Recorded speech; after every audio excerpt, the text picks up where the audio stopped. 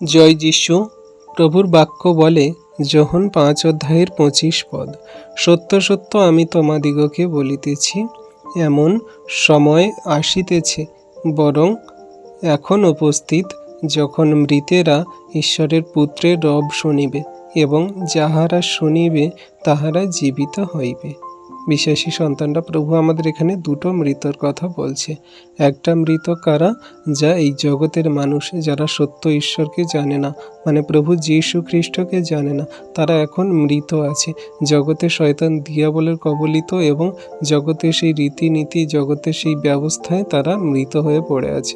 সেই সকল মৃতদের কথা বলছি। আর যারা আরেকটা মৃতর কথা বলছে, যে সকল মানুষরা খ্রিস্ট যীশুতে মরে যাবে, মানে খ্রিস্ট যীশুর উপর বিশ্বাস করে মৃত হবে, যখন প্রভু যীশু দ্বিতীয় আগমনে আসবেন আর তার সন্তানদেরকে নিতে, তখন সেই মৃতেরা প্রভু যীশুর রব শুনবে। আমেন।